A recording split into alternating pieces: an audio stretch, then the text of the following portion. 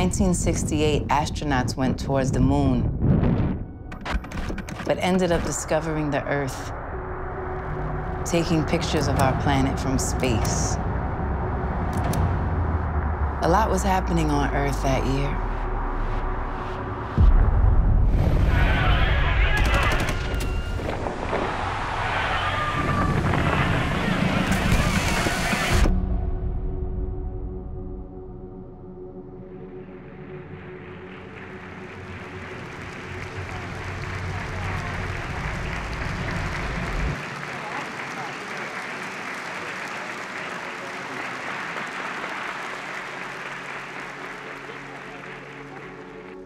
I am announcing today my candidacy for the presidency of the United States.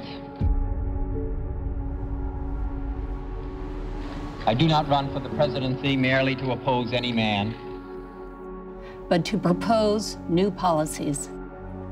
I run because I am convinced that this country is on a perilous course.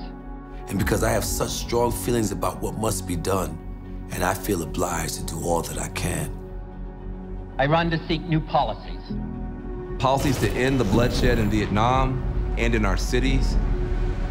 Policies to close the gaps that now exist between black and white. Between rich and poor. Between young and old in this country and around the rest of the world.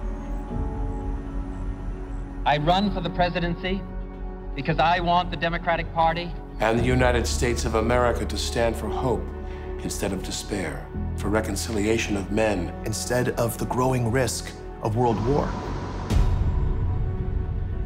I run because it is now unmistakably clear that we can change these disastrous, divisive policies only by changing the men who are now making them. The crisis in our cities, crisis in our farms and in our ghettos have all been met with too little and too late. No one who knows what I know about the extraordinary demands of the presidency can be certain that any mortal can adequately fill that position.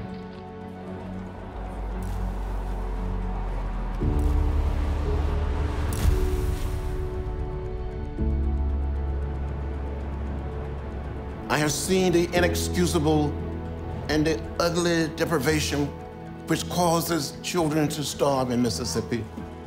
Black citizens to riot in Watts, young Indians to commit suicide on their reservations. Because they've lacked all hope, and they feel they have no future.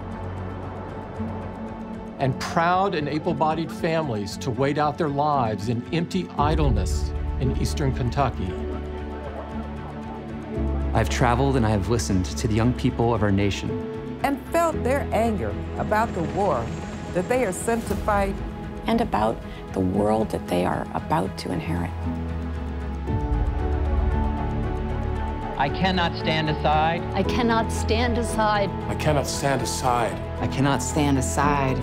I cannot stand aside. I cannot stand aside. I cannot stand aside. I cannot stand aside. I cannot stand aside. I cannot stand aside. I cannot stand aside. I cannot stand aside. I cannot stand aside. I cannot stand aside. I cannot stand aside. From the contest that will decide our nation's future.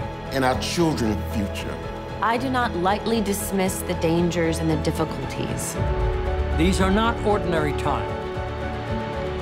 At stake is not simply the leadership of our body, and even our country.